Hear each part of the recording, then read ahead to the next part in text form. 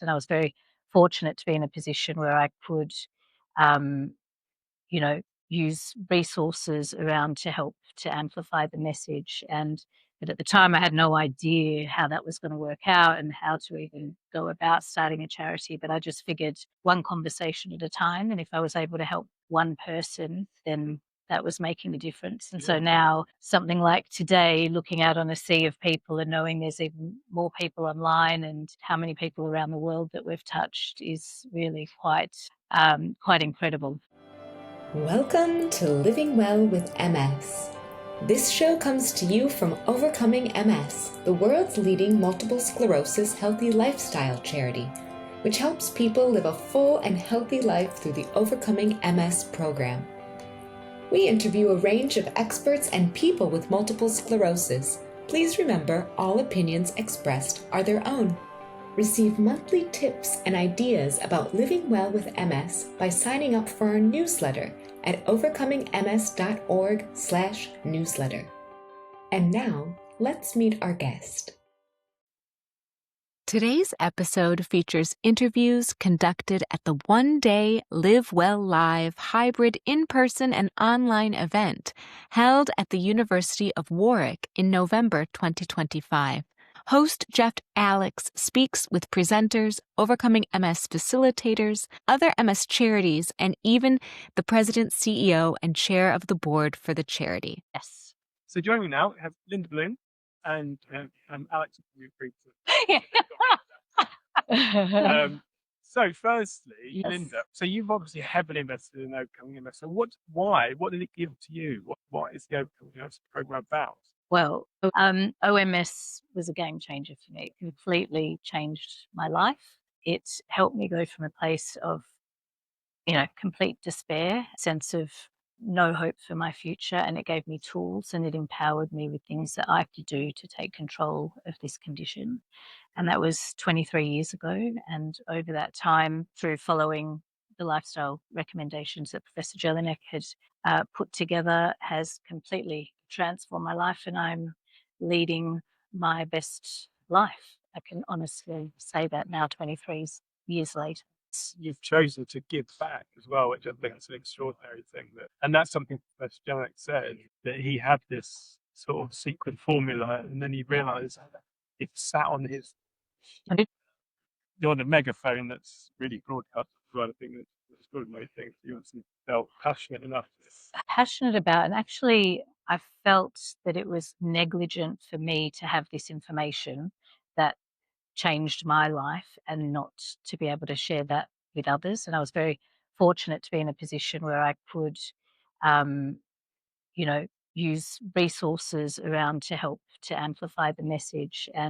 But at the time, I had no idea how that was going to work out and how to even go about starting a charity. But I just figured one conversation at a time. And if I was able to help one person, then that was making a difference. And so now something like today, looking out on a sea of people and knowing there's even more people online and how many people around the world that we've touched is really quite incredible. And Alex, why did you decide to take the role of having a matter? It's a big question. I think when I was sort of going through the interview process, I said in my opening presentation from today's event, it's about the community, and it's the people that I was meeting as I was going through the interview process and reading the stories online around actually it's the community spirit of the organization. I was talking to someone earlier on who was saying Overcoming MS isn't really a charity, it's a movement.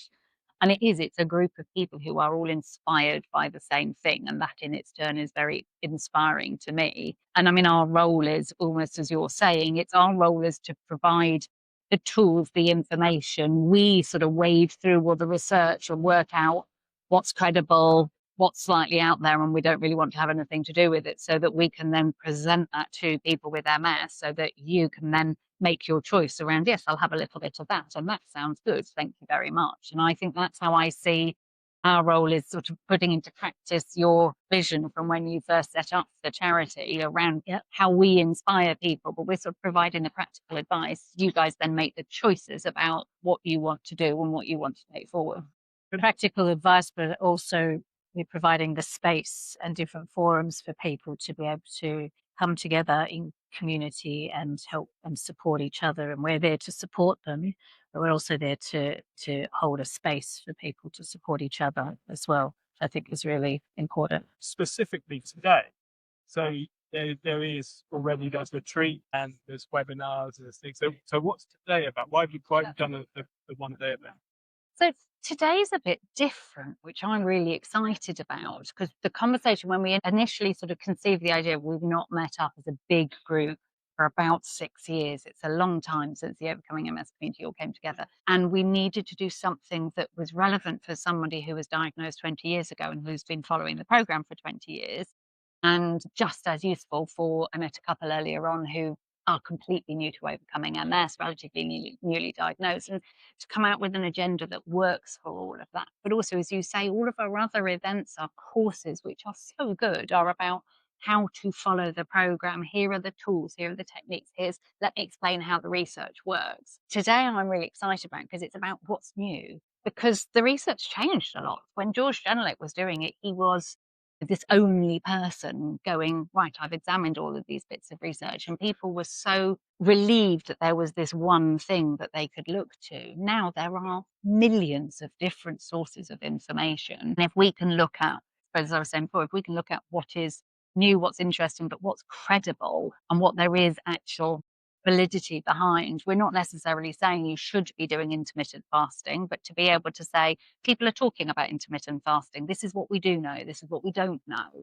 That to me, I think is then people can only act if they've got the right information. And I think it's an absence of information that creates worry, it creates anxiety. Am I doing the right thing? Should I be doing this? Is there this new practice? Today for me is looking at all this new stuff and going, this is what we do know. Here's some information about it. And I think it's different for Overcoming MS. I'm quite excited about it. I like the way that Overcoming MS will adapt as well. So when there is new findings, and I know that if you actually found that one of a core pillar, you change it. Yeah, Absolutely. But it did happen Lovely. because there was a time that we were recommending fish oils, Yes. and then the research changed to flaxseed oil. Yeah. Well, adapt, and that gives me a lot. Well, and the talk about sleep that was Yes. this morning. I mean, actually, when George was coming out with the program, sleep wasn't a thing people were talking about. Journey that we have come on, and you guys as early Overcoming MSs have been fighting a battle isn't quite the right phrase, but you've been determinedly, steadfastly following these belief systems. The fact that all of now this evidence is catching up, but it's great there's this enormous field of research and evidence that's out there. But it wasn't there before. People, the concept of sleep affecting your well-being and your health is a conversation people really had, not in a scientific way. I mean, it's sort of it's a given, but not in the way we are now. So we have to be having a more updated conversation. Okay, with that, so thank you. You know, it's now, but on a personal level, made my life better.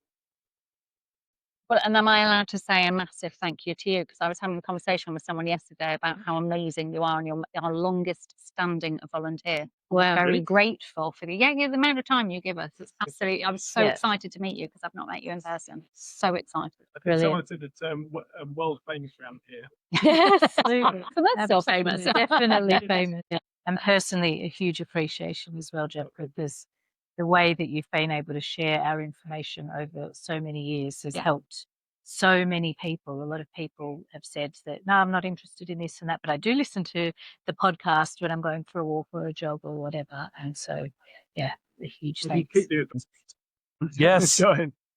Hi, Johnny, who's one of the key OMS facilitators, and you've just come off breakaway. So, can you tell us a bit about what you were talking about? Yeah. First of all, it's nice to see you again, Geoff. I like that we meet in these situations. It's been a long time. Yes. So I was talking about the importance of a healthy lifestyle and lifestyle medicine, because really that's often misunderstood, overlooked, not emphasized enough, or completely dismissed by traditional healthcare professionals in the MS space. And I was trying to make an argument that can't be done anymore. You just simply can't say there is no evidence for the role of lifestyle when you're living with MS, because the amount of evidence continues to expand and is completely overwhelming and very consistent.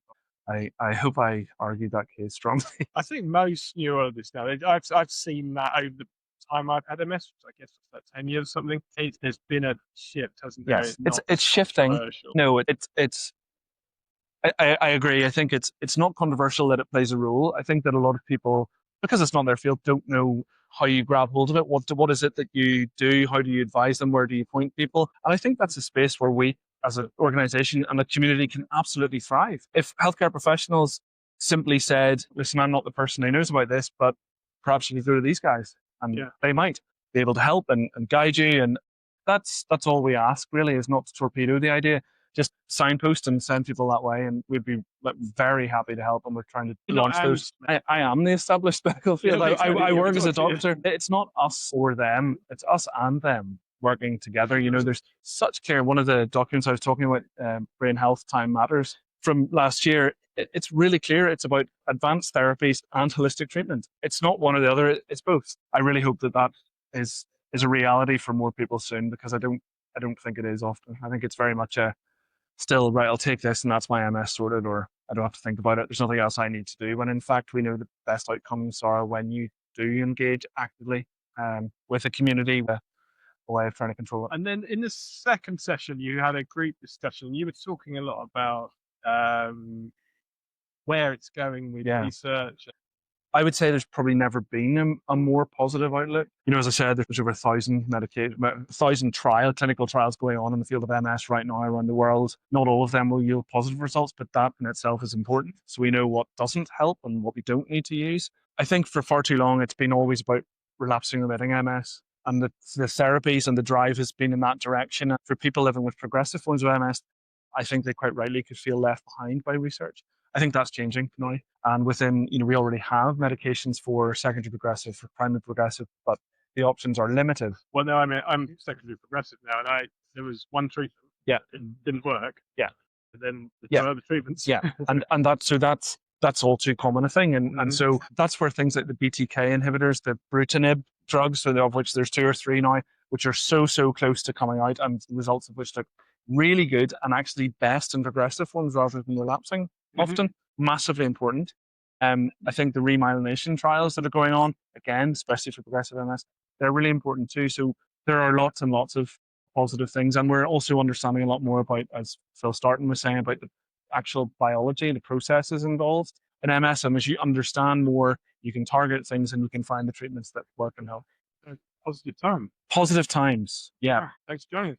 Thank you, Geoff. So joining me now, it's a bit of celebrity in the MS world, Lena Nielsen, who did quite well at the Olympics recently.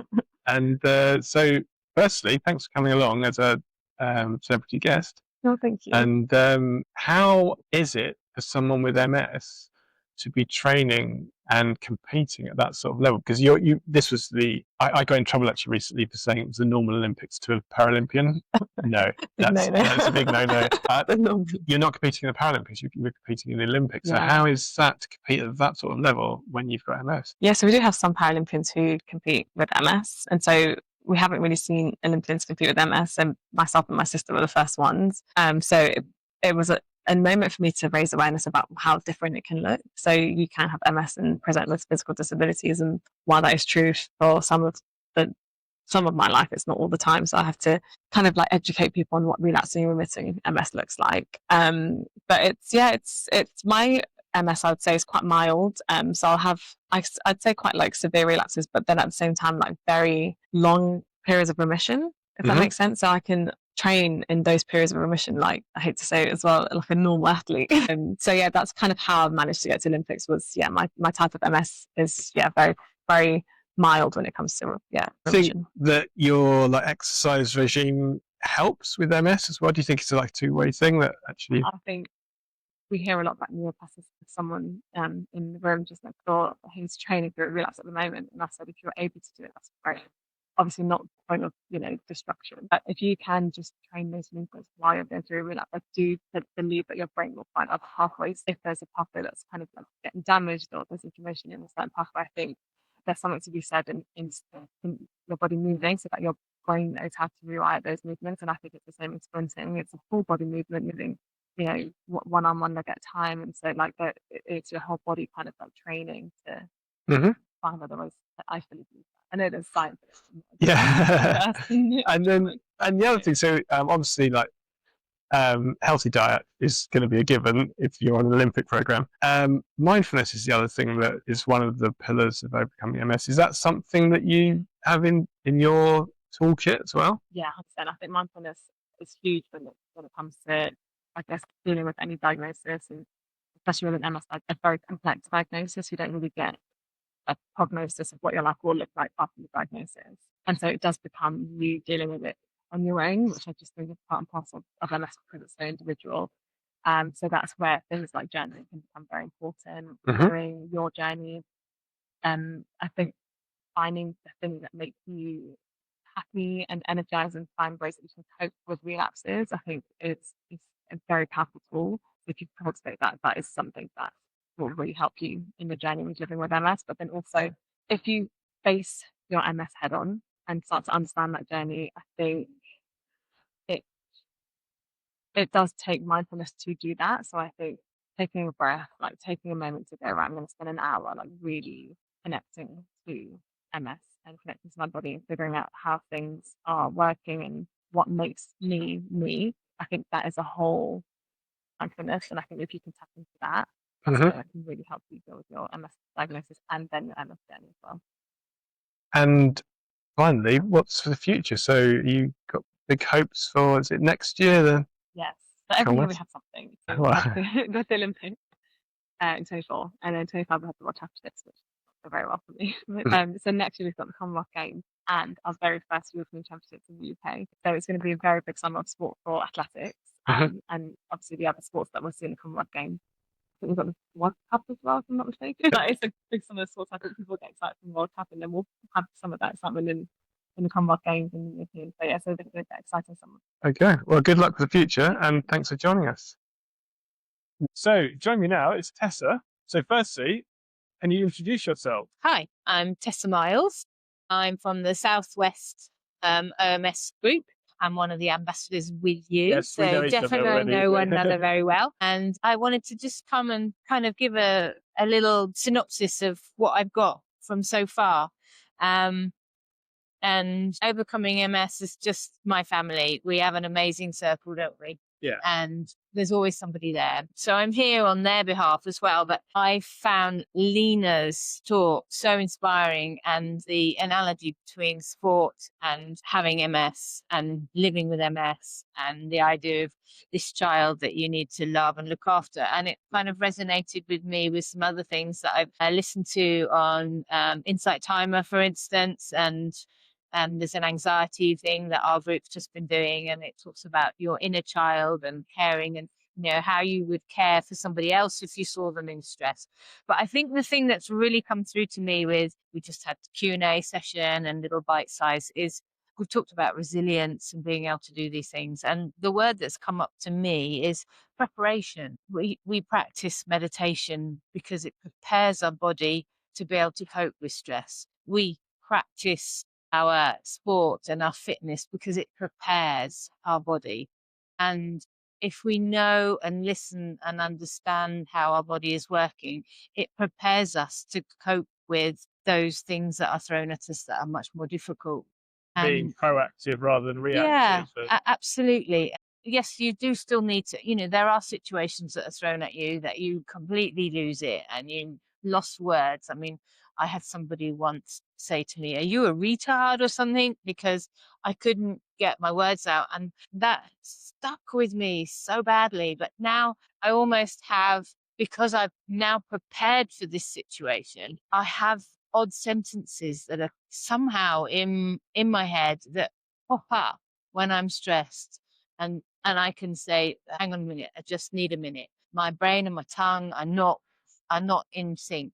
Just give me a second and let me finish, and then I'll be ready. And yes, that's I was diagnosed in 2009. So I know I've been living with MS, or as I now want to say, I don't live with MS. MS lives with me, and that's come from Lena today. I'm not defined. And we've always said in our group, and we are not defined by MS. But I love that idea that she said. I'm not. It's living with me. And so that experience has helped me prepare.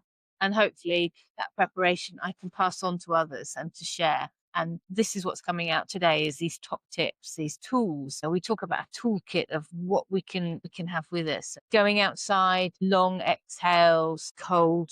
And we've just had a question just now about cold water, and I love wild swimming. I've been doing water aerobics and getting my fitness back, because I've also been dealing with a cancer diagnosis. For me, I don't always know whether is it the cancer, or is it the MS? What the hell is my body? So I'm trying really carefully to listen and prepare myself for the next step. Being in a circle with you as well, I think one of the things, community side of it, I think is really important as well, getting that, so you make a connection with people. And actually, I think when we have a get together, in a way, I'm actually thinking less about MS then, because we're all on the same journey. I know it's individual for everyone, No, but totally I'm not agree. worried about the food that's served. No, I'm you're not relaxed, aren't worried you? about We're all the just pleased to see one mobility and another. Yeah, so we And- actually just chat about all sorts. Yeah, we and do. actually it's kind of really relaxing. And I always say that my best days are when I forget about MS, and they're the sort of days that you do. Yeah, we do talk about stuff, and people ask questions, and we share some of those toolkits. We share some of that preparation. But yeah, most of the time we just have a good laugh, and we eat freely, and we enjoy one another's company, and that's so good for you, isn't it? And that's what's lovely about being here. I've caught up with some of the people that I was fortunate enough to go on the retreat, but I'm also here with some of our circle and introducing them to one another if they haven't necessarily, and learning and meeting new people from new circles. So my family is growing, my preparation is strengthening, my toolkit is bigger, and doing that here in person is amazing. But hopefully those of you online are also gaining from that.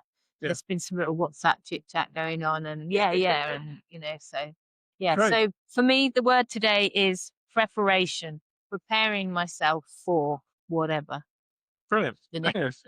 So, joining me now is Rachel Hunter. You've just had a group session discussion to start with. Can you tell us a bit about what you were talking about? So I was part of the Hot Topics sort of panel discussion. And myself and Yasmin, we were talking about the nervous system, having a little bit of a to and fro discussion about, the nervous system. As someone living with MS, is it our enemy or could it be our friend? It's kind of important, in lots of ways. But I think, when we live with MS, we're constantly told, stress is bad for you. It can kind of activate the fight or flight system, which we know is connected to inflammation.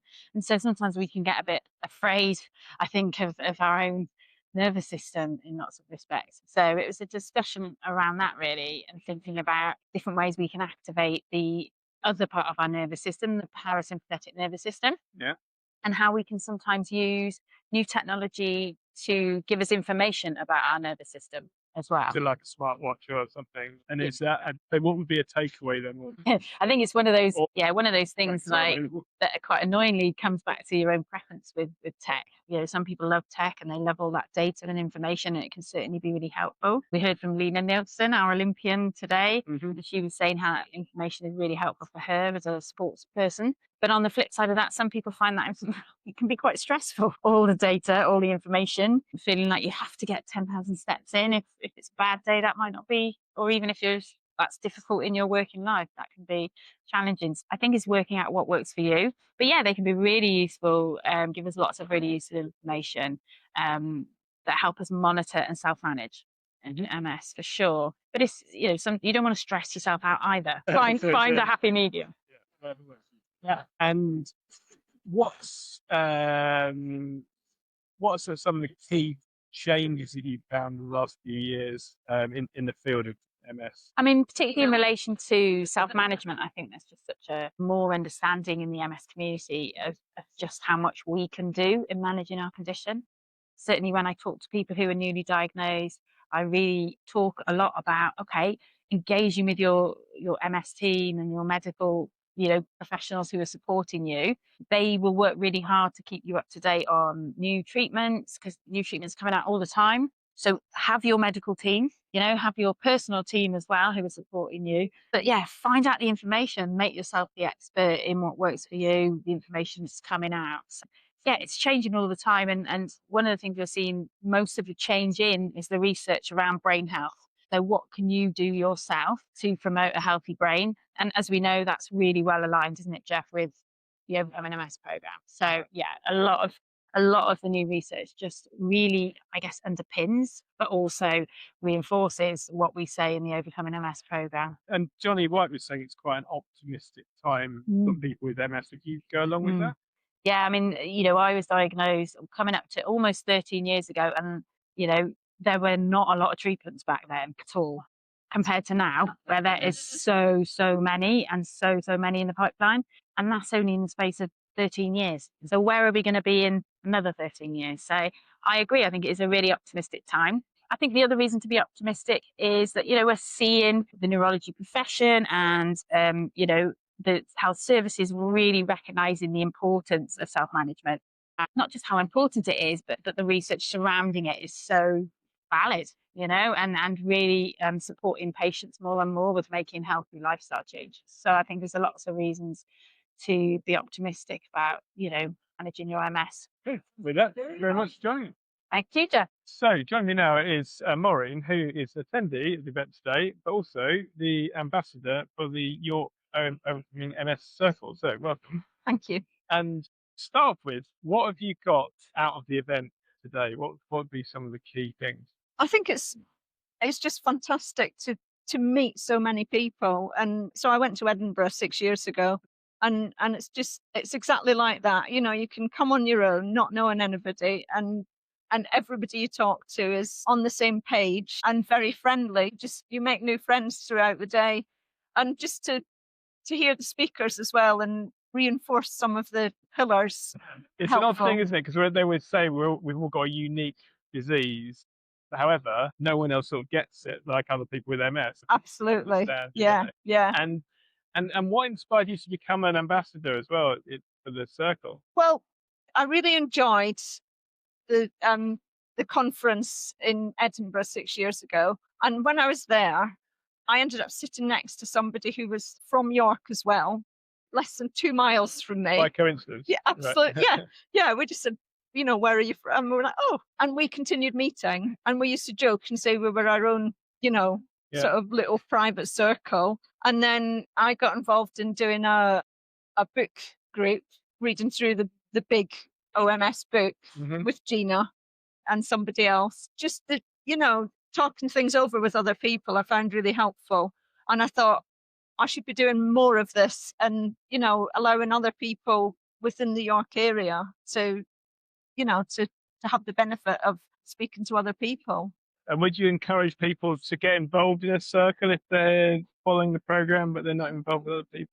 Absolutely. Yeah. You can get hints and tips from other people. You can encourage other people, or you can be encouraged. And there's somebody to turn to if you need a bit of advice. Yeah. And there's been a lot of talk about what's new at this conference. So is there anything that you've learned from here as someone who's an experienced MS, if you like? It was interesting to hear about the intermittent fasting. I tried that a few years ago, the 16/8, the time restricted eating. Yeah. And I think I just found it too restrictive. And in the last few months, the last couple of months, because I retired at the end of August, which is fabulous.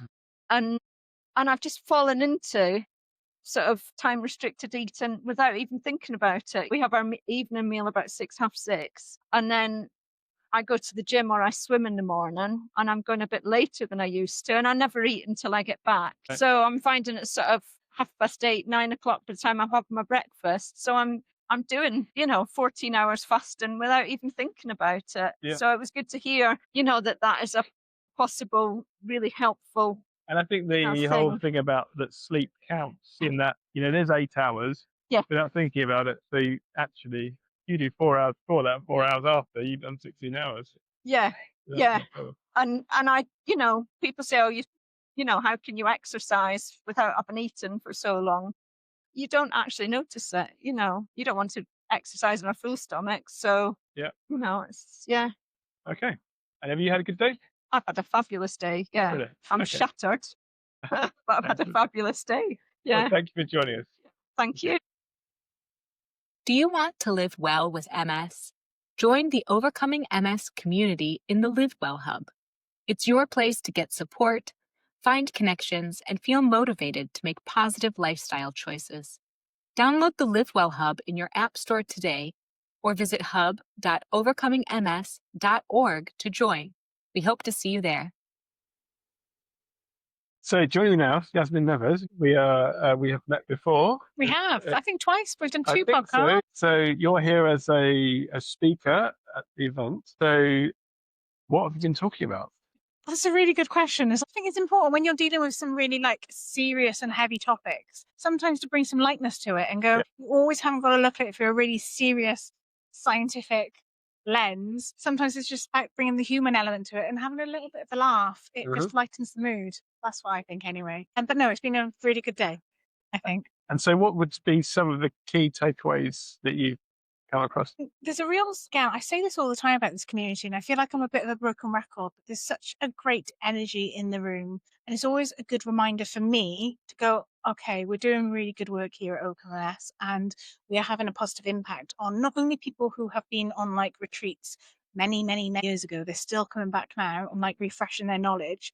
People who are newly diagnosed and kind of walk in a little bit like I was, a rabbit in the headlights, not really knowing what to do. And just seeing those sparks of inspiration in their eyes. And I've spoken to a few people who I met on the door when they walked in and now during lunch, and they've just sensed a real shift and they kind of feel a bit more empowered because they've got this community around them now. I'll speak now.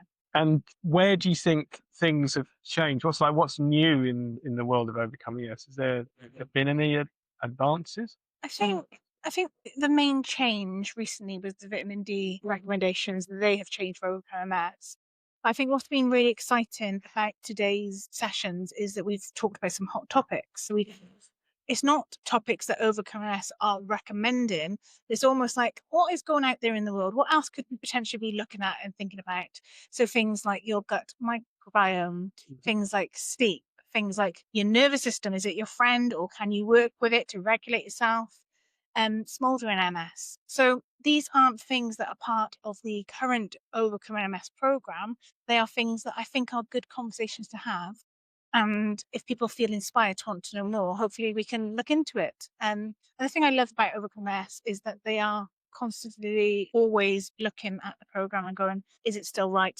Has the science changed? Because, science does change. And so would you say if there's those things which maybe not part of the core program, maybe it's fasting would be an example, that people try those things if it's not, one of the do not do's? I think I say this all the time as well. Everyone is very much on their own journey, and we've all got very different bodies.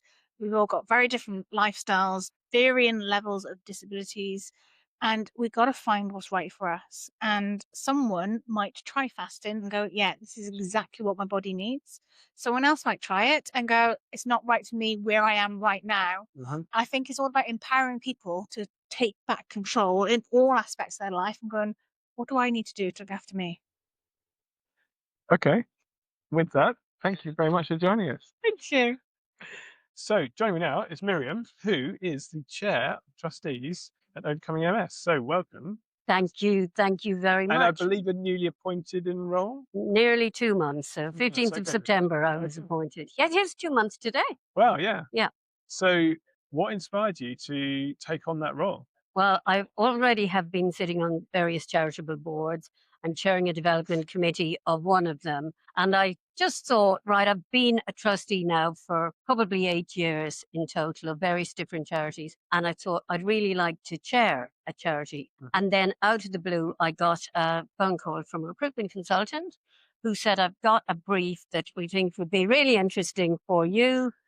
It's Overcoming MS. And 3 years ago, just about, I was diagnosed with MS. So it just felt like this is absolutely perfect for me. So went through the interview process, and the more people I met, the more I learned about the charity, the more excited I was. So I really wanted it, and I'm really pleased I got it. And what's today about? Is this your first event you come to? Absolutely, yeah. So what have you found as an attendee? It's amazing. In fact, I feel like I've learned so much today in just a bunch of hours, and things that I didn't know about, even about a condition that I'm living with on a daily basis. So the speeches have been inspirational, but I think it's also just that sense of community. And I said to someone over lunch, I've never been in a room with more than one or two other people with MS, but to be in a room where almost everybody who's sitting there is their own unique version of the condition, because we all have everybody's MS is different, is something that you often hear. But everybody, almost everybody in that room is also living with MS and trying to deal with it. And an event like this, the charity is all about living well with MS and hope. And there just feels like there's so much hope and optimism in the room. So I'm loving it. So where would you say, as you're sort of looking from the top down, where's the charity going, do you think? I mean, it's moved on hugely from the original, George Jurnak and Linda founding it to now where it is. But where do you see it in the Absolutely. Yeah. And I've had the wonderful privilege of spending quite a bit of time with Linda, which is amazing. And I've also met George, obviously virtually, given that he's in Australia early in the morning for me, late in the evening for him. And their legacy is incredibly important as we look to move the charity forward. But I think it's a small but mighty charity. And every day more people are being diagnosed with this condition, which is chronic, which is lifelong. It can be, speaking personally, very overwhelming when you hear the diagnosis. And a charity like Overcoming MS, there is no other charity like it, which is all about creating that community, bringing hope to people, and also helping people learn how to live well with a lifelong condition, is amazing. So for the future, we need to make sure that more people know that this charity exists, so that I didn't know when I was diagnosed. And I think it's really important to me that on diagnosis, people know this charity exists and is here for you.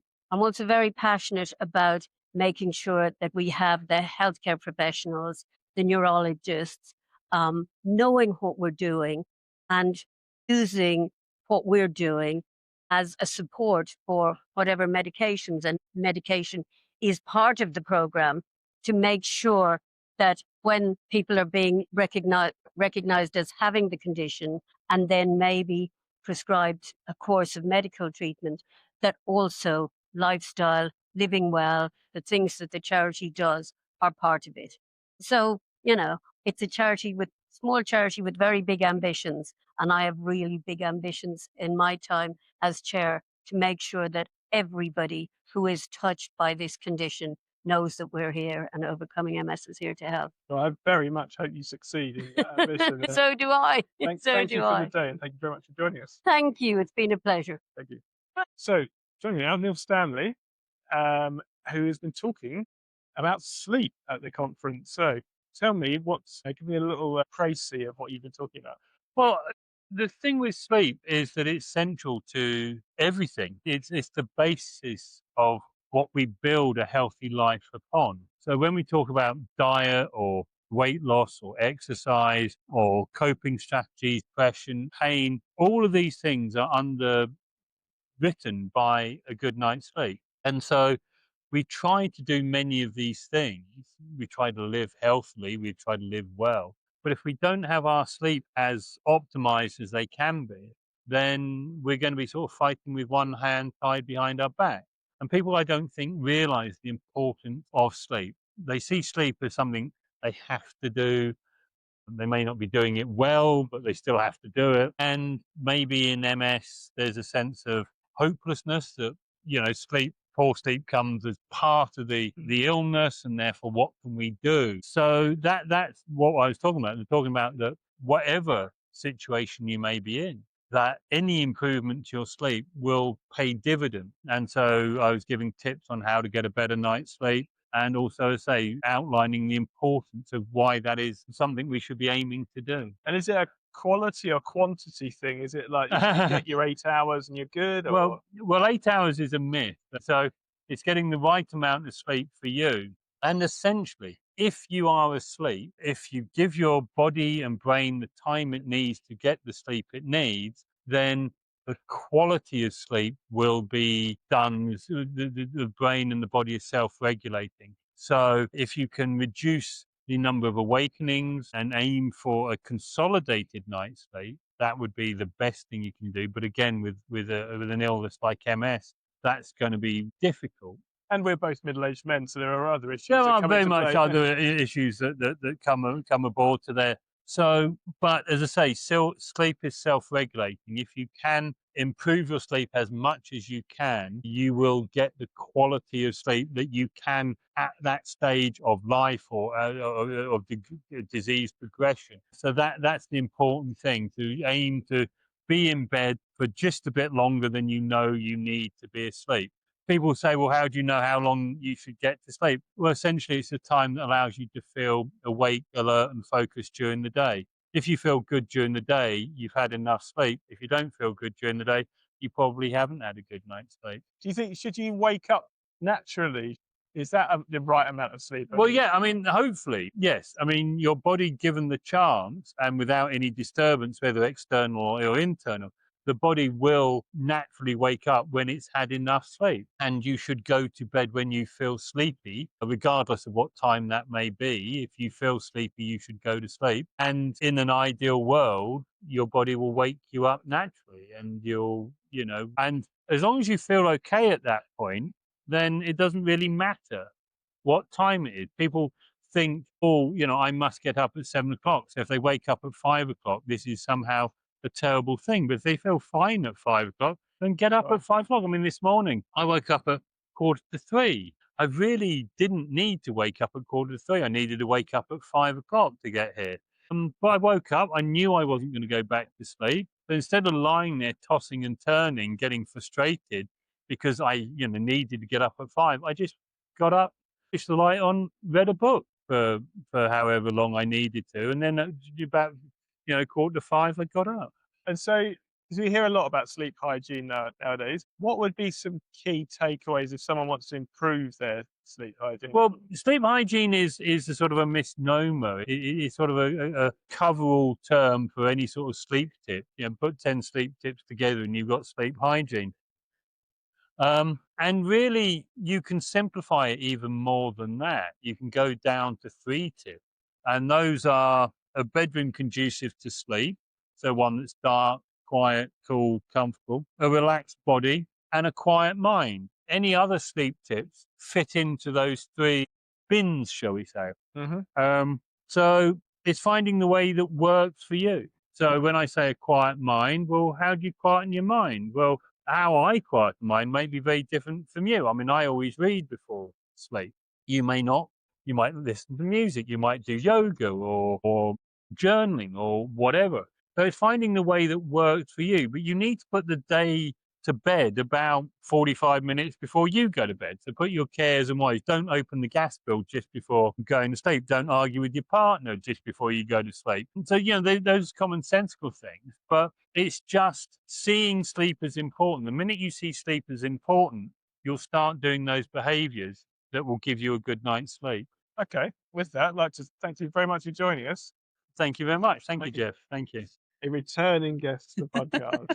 So you're here today. What's your role today? So I'm doing a talk, like comedy / hopefully like somewhat inspirational to talk about, like, is laughter the 8th pillar. So I just kind of propose that maybe there is an 8th pillar for everyone, really, and for me it's laughter, and so maybe it's that for some other people, maybe it's not, but yeah. So why would you say it's important? Is laughter I think laughter is important because I think my understanding is that it relieves stress in a way. And I mean, stress management is it's part of a pillar of overcoming MS, but also I think just in general for our general health. And I think laughter is like a positive expression of emotion, essentially. Like, we also cry. I think crying is a good stress reliever too, but that comes out of a different emotion. So maybe. So do you think that laughter could take you out of a sort of negative spiral where we've got an illness that is incurable? If it's going to do anything, we're going to get worse. We're not going to get better. Yeah, for sure. And so and actually, I think independent of that, they've found that actually MS causes depression more than any other condition. Yeah, and so sorry. Is there a benefit to laughter? Is it connect? break the cycle, do you think? I don't think it cures like anything, but I think that, it's interesting with the depression factor because I definitely have dealt with depression for a lot, actually. It's kind of like the tears of the clown kind of thing with me, right? But I didn't really credit MS with it for a long time. And I saw them as separate things. And then it just over time, I came to understand more like, having a chronic illness anyway, but then also one with the possibilities of MS, which is, a reduced quality of life over time, did weigh on me. And I didn't necessarily realize it. Actually, it was at the Overcoming MS retreat earlier in the year that I attended that a few things really hit me, like a few aha moments. And I've lived with MS for 25 years. So it's a long time. And it was kind of like teaching, for lack of a better word, but an old dog knew new tricks or new information. And so laughter, does it cure it? No, but it can be a stress reliever. Like even if you laugh, a little bit, like at least it's a moment and maybe it can, they all say laughter is contagious. Certainly growing up at home, like me and my brother and sister would like just laugh and keep laughing and it'd get worse and worse until we got in trouble, But I think starting to frame things in a way like where you can laugh at them helps. And it doesn't mean you're always going to laugh at them, but at least maybe you'll have the memory of the laughter that will help you too. Because I think over time, like we all have different symptoms and different levels of mobility and different things that happen to us. And, it's an invisible illness a lot too. And I think that, just being able to like say, oh yeah, like I fell, and that's horrible, like to fall in front of people. But then the way someone reacted is funny sometimes. Like I fell in Camden where I live, and this guy was like, oh, you got to stop drinking so much. And I was like, I mean, maybe that's true of me. Like, but it wasn't, I didn't fall because of that. I just fell because I fell, And so then it was just funny. And then these three guys were all treating me like I was super drunk. And I thought it was like, they were really kind, but it was also very funny to me. Cause I was like, I'm not drunk. And then trying to convince people you aren't drunk makes you seem drunk. So I was like, wait, am I? Like, what's going on? I just went to the S, to buy food. And I think it was just like, I was embarrassed, but then I was almost like, well, their reaction is so over the top the other way that I just kind of was like, forget it, and I told whatever, my friends like, oh yeah, these guys. And I was trying to convince them I wasn't drunk and that was making it worse. Then they would like really thought I was, Yeah. Plus sort of having MSV is I've become really good at falling over. Yeah. I have not broken a bone. I don't, I can fall over. It's a talent. Yeah. It is talent. I would very rarely hurt myself. No, I get it. I'm good at falling over. I get it. I mean, in my talk part of what I'll talk about is how I like as a tourist, I've seen a lot of cities from the ground, but I mean, literally from the ground. Yeah. Like, so yeah. So I don't know. I mean, it's not a cure. It's not anything other than just saying like, and for me, my question really is like, for me, it's laughter. Laughter's been important to me because I do stand-up comedy for one thing. So it's like a metric of success, I suppose. But even before I was doing that, I've always used laughter to deflect things and whatever. And so bringing it to the MS fight is no different. And for someone else, the eighth pillar might be something different. And so that's kind of a thing I'm going to pose too. Like, what's your eighth pillar? It's like the 7 we know, right? Because they're all scientifically proven, but there's also other motivations people have and other things people do to cope in addition to those things. And I think mental health is like such a big part of stuff, and there's stress, but there's other stuff with mental health too. I like that idea of having a toolkit as well. People talk about, and I think that's one of those. Yeah. It's something you can bring to it to help you. Yeah, and have people who like. There was a talk in the Olympic athlete. She was talking about like your team, and I and having a team to kind of back you up. And I think we all need a team, and like I need people who are my non-MS friends to get. Not to understand the MS fully, but just to understand, like, I can say something and it's not a big devastating thing. Like I can just say, yeah, I'm feeling bad today and whatever. And then, maybe I can make a dark joke and get it as much as I need my MS friends to understand, because none of us is MS. We are not a physical embodiment of something weird. This is a condition that's part of our lives and just like any other thing would be. And so we don't want to always be talking about it, always being seen as it. At least I don't. But I think humor is a way to make it relatable too. Like, so I don't know. It's what I try. Brilliant. I think you do a brilliant job. Thank you. Thank you for talking to us. Cool. Yeah. Thanks a lot, Geoff. Perfect. So joining me now is Amy from MS Together. Welcome to the conference. Thank you. So MS Together, Where do you sit in the MS charity space? What's your niche, if you like? So we focus on supporting people aged 18 to 35 living with MS. We have like a nationwide presence, and then we offer lots of different services to the kind of younger adults living with MS, but also to anyone that's affected by MS as well. So yeah. And so do you find, because I think most people are diagnosed at that sort of age range, aren't they? I wasn't. I was older when I was diagnosed. But is that typical, like in the sort of 20s? Yeah, I think it's most commonly diagnosed in your 20s and 30s. I think that's also potentially getting a bit younger. I think because, the diagnosis is getting quicker and people are becoming more aware of the fact that young people can also have MS. I think for quite a while, it was seen as a bit of an older person's condition, but I do think it's becoming more common for younger people to get And diagnosed do as you well. think younger people have like challenges because of their age group? Yeah, definitely. I think that's one of the reasons why I wanted to set up MS Together, because I think when you're kind of in your 20s and 30s and even, in your teenage years, you're going through so many different kind of life events. You're at school, you're going to university, you're getting your first job, you might be changing jobs, you're starting a family or thinking about starting a family, and so many other things in between. And I think when someone gets diagnosed during that kind of life stage, the need for support is so much more sometimes, because you're trying to navigate these life events, but you're also trying to navigate your new life living with MS, and everything that comes with that. So I think there are definitely specific needs that younger adults have when it comes to the support that they need. In terms of so overcoming MS is looking at, I suppose it's the proper word, but the whole thing. So healthy lifestyle as well as medication and everything. Are you aligned with that sort of idea that keeping yourself healthy is part of the treatment plan? Oh, definitely. I mean, from even just a personal perspective, when I got diagnosed when I was 21, I probably wasn't looking after myself as much as I could have been. I was at university at the time, so obviously, going out too much and not, prioritizing my health. But then over the next few years, I realized that when I was making changes like exercising more and eating a bit better, and they weren't even drastic changes, but just being a bit more mindful about what makes me feel good and what doesn't, I think I saw a massive difference during that time. So it's definitely something that I see a lot of people at MS Together talk about as well, things that have helped them, and just introducing better kind of decisions and just looking after themselves a bit more. And if people want to find out more about you, how would they get in touch? What's the easiest way? Yeah, so there's lots of different ways to get in touch. We've got a website, which is www.mstogether.org.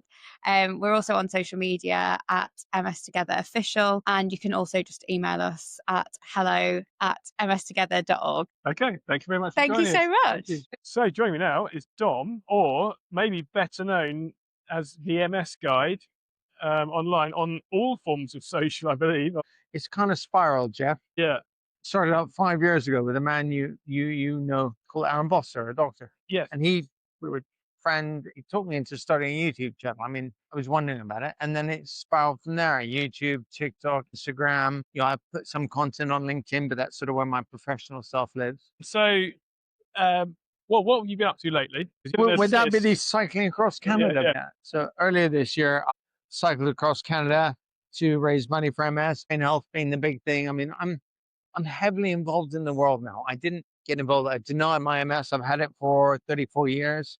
I've embraced it. I'm not sure if that's the right word, but at least, I know. And had 5 different DMTs. It's just, you know what it's like. I feel like we're all fighting a rear guard action to a greater or lesser extent. These days, there was no information and stuff like that. There was no internet, When I got diagnosed, I was sent away with the wise words from the neurologist when I said, "Oh, so what should I do? Eat less red meat." That was it. But that's not terrible. That's so my father had MS, and he was not told that, and he was told do whatever you want because you don't make your life any worse. So he was still smoking. He wasn't even told to stop smoking. In those days, there was nothing for MS, so they knew that it was a greater or lesser time, should we say, till you ended up in a wheelchair. I mean, when I was diagnosed in '93, most of the charity's imagery was around people in wheelchairs. And I'm thinking, certainly that's not me. I don't feel like this. I don't feel like I connect. I was younger. Now there's charities. I know you're speaking to Amy from MS Together, which deal with the younger people. There was nothing. To me, it was just old people in wheelchairs. When you're 23, anything over 35 is old. But I mean, thankfully, it's all changed. So what? And so because you do regular, you go to all the conferences, you interview all the experts. What would be some takeaway things that you'd say for people? That someone's newly diagnosed, what would you say? What should they be doing? A couple of easy things are get on the highest efficacy therapy as soon as you can. It's about brain reserve. It's about preserving your function. All these, well, not all these people. There's always some people like, I'm gonna juice kale and fight this naturally. And you're thinking, it makes my heart sink. You don't want to be horrible, but you're thinking, good luck with that. The data does not support it. Get on the highest efficacy thing earlier. Number 2, live a brain healthy lifestyle. Exercise, diet, sleep, and boy, it took me a while to come to that. When you're young and you won't break, you're 18 and 20 or whatever. It's like, that's for other people, old people. And all of a sudden, you are one of those old people. And the efficacy thing, I think there was a tradition. Well, certainly I think it was actually sort of written down. Escalation versus start you on the lowest one, didn't they? No, that didn't work. And so you're building up your disability until they get you to the decent drugs. And it's like it was absurd. It was like you had to win the prize of the most efficacious drugs by suffering irreversible disability. It was like perverse, and you think this system could only be dreamt up by somebody who didn't have to live with what you and I have to live with. Yeah, because we both had Lemontrada, but that meant that we failed one another treatment. But I mean, I saw you have I have too, and it doesn't look like it. This invisible disability thing. So I have really bad diplopia. If it's not corrected by glasses, they can't go any better. I have a huge focal length difference between my eyes. So in the next 12 to 18 months, I'm going to need both lenses replaced in my eyes and what they call squint surgery. Otherwise, I value my eyesight and the ability to do things like get in the car and safely. But it's just like, but you don't see it, do you? We're sitting here, who would know? Yeah, but you've got a progressive degenerative disease. And I just wish that these good drugs that we have now were available when I was diagnosed. So would you say, from what Johnny was saying earlier, is this an optimistic time? I know we've got MS. But would you say that there is possible? There isn't a cure, but the advances in understanding have come. So I would pick a great deal of optimism, and from a general thing. And I know everybody talks about AI, but it's used properly. I mean, there's a lot of number crunching, should we say, with them. Research going through. So I know there's researchers now that are sort of turning it onto everything that's been done to look for links. It can just do so much more than you and I can. Yeah. I'm on the board of a company which has developed an insole that uses AI for gait measurement. So, because the thing is, neurologists are kind of like lawyers. If you ask 25 neurologists for an opinion, you'll get 25 opinions. And they tested this. So they gave these neurologists a video of this person walking and asked them to assess it. 25 different assessments from trained experts. So these insoles they take 200 measurements 5 times a second. And at least you get an absolute baseline. So there can be no difference between you and me. This is it. It doesn't cure anything, it doesn't help it, but it provides really good, reliable, repeatable information. They can tell when you're having problems with your MS before you can, because your gait changes. Let's say drugs working better. Yeah, those kind of technologies. There's some positivity to it. I'm on the board of a trial where we're looking at the use of AI in MRI. So its ability to look at things. I mean, I always say AI, it doesn't need coffee. It is never in a bad mood. It's never had a bad night's sleep. You plug it in and it does the same thing today that it did yesterday and the day before. So once it's properly trained, it's not a neurologist replacement, but when you know that you can believe it, it's in use already in many parts of the world. Yeah, it just reduces the workload, it enables the conversations. So they have an MDT to talk about our drugs. Yeah, a multidisciplinary team at the hospital, neurologist, neuropharmacist, MS nurse on the minimum. Yeah, and there can be other people, but neuroradiologist. This informs the discussion, and the AI can see if your lesion has increased to 1 millimeter at some point of it. Bear in mind, it's a 3D thing. Humans don't always get that, as good as they are. That's what I mean. That's how AI is going to, the optimism for me comes through how that's going to interface with the healthcare and make our lives better, because there's no cure yet. As a final point, we mentioned you're on all the socials. How do people find out about you? Because you've got a lot of content out there. It's at the symbol, the MS Guide. So if you go to at the MS Guide, whether it's on TikTok, Instagram, YouTube, or I'm on LinkedIn as well, Dominic Shadbolt. So it's that's how people find me. Okay. You know? Well, All right. yeah, recommend. Check it out. Geoff, There's a thanks lot of very videos. much. Appreciate your time. Thank you. Cheers. Joining me now is Eleanor from Shift MS. So, welcome to the event. Start off with, can you tell us a bit about Shift MS and what it stands for? Yes, Shift MS was set up quite a while ago now by George Pepper, who was diagnosed with MS when he was in his early 20s. And he set up Shift because he basically felt like he couldn't find a place where he could find people like him with MS. Obviously, he was diagnosed quite young, and he felt like all the places he was going were maybe people that were further on in their journey than him. So he set Shift.ms up, and we have been on the web for a long time, but we are an online digital community and charity, and we now have an app. So about 2 years ago, the app was launched, and that is essentially an online forum where people can ask and answer questions about their condition. They can find people to chat to that are like-minded like them and message each other.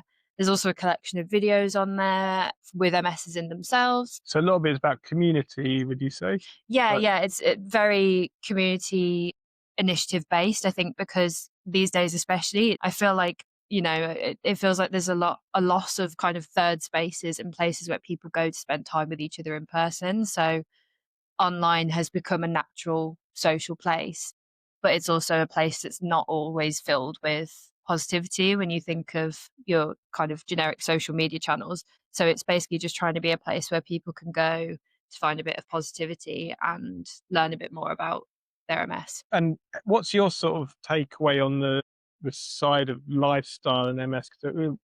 So it's a healthy lifestyle charity overcoming MS, but also not anti-drugs at all. So saying, you know, whatever it takes. One of the taglines. What's your thinking? Are you sort of pro-drug, anti-drug, pro-healthy lifestyle, or where does it sit? So one of our things that we always say is at Shift is all about tackling MS with urgency. So MS is something that it can be easy to kind of sit back and put your head in the sand or be in a stage of denial, which is completely natural and valid. Taking control of your health is the most important thing. And, you know, George has always talked about how getting on a DMT quickly, you know, has helped him, and how it's beneficial for a lot of people in the community if they can.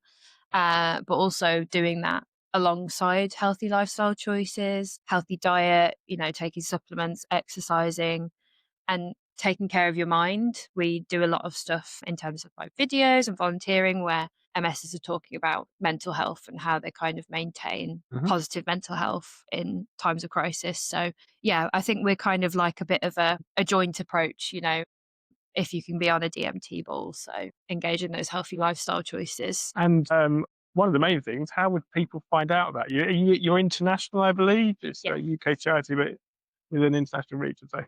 Yes. So how do people find Shift.ms? I'm guessing that might be the website, but yeah, so we do still have a website. We're not sure on the future of that since we've got our sparkly new app. But if you search Shift.ms on Google Play or App Store, that's where you can find the app, and it's completely free to download. Right. Okay. Well, thank you very much for joining us. Thank you for having me. So we're at Living Well Live, and joining me today is Sarah from MS UK. Welcome to the event.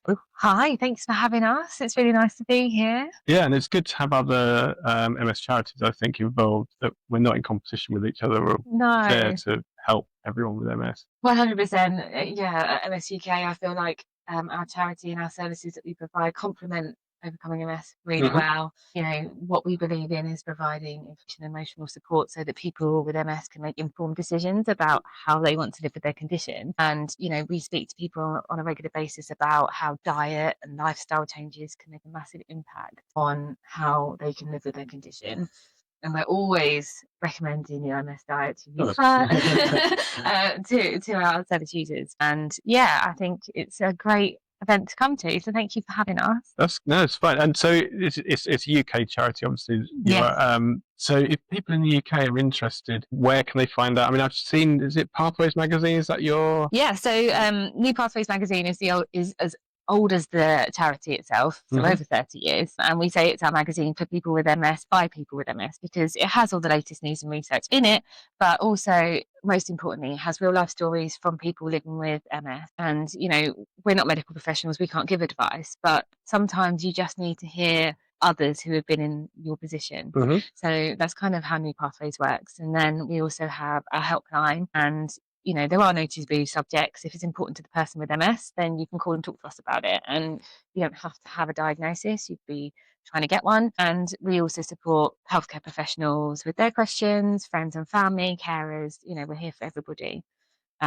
In addition to that, we offer peer support, and that's groups of people that meet online. Some have themes, and some are just drop-in sessions. And you don't have to come and talk about your MS. Sometimes we'll just talk about what's on TV that week. But it's just nice to sit with a group of people who get it. That's no, totally, because we have a similar sort of thing. We have like groups, and actually it's nice just to chat. But the people you're chatting with, we're just talking about normal things. Exactly. They all are on the same. But they understand. You know, you don't have to explain why you're sitting and not standing or whatever, you know, all of that kind of stuff. So that's nice. And then we also have our online activities. And so we offer a variety of weekly online sessions, exercise classes, yoga, qigong, information sessions about different symptoms, and we get different experts from different industries. So we've had you guys on, I think, talking about the OMS diet, you know, so that people can learn about things that perhaps they haven't come across before.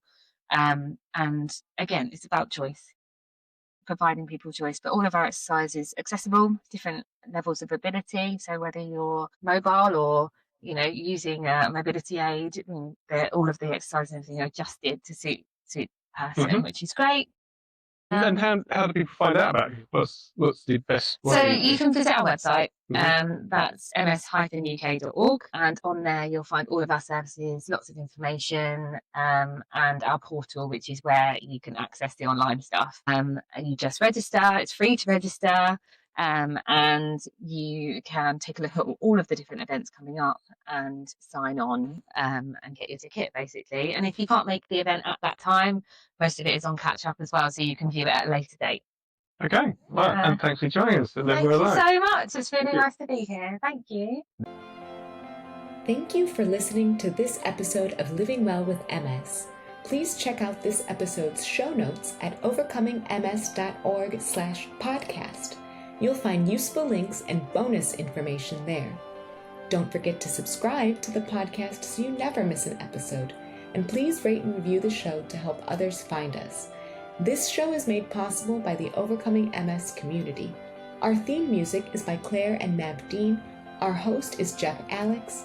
Our videos are edited by Lorna Greenwood. And I'm the producer, Regina Beach. Have questions or ideas to share? Email us at podcast@overcomingms.org. We'd love to hear from you.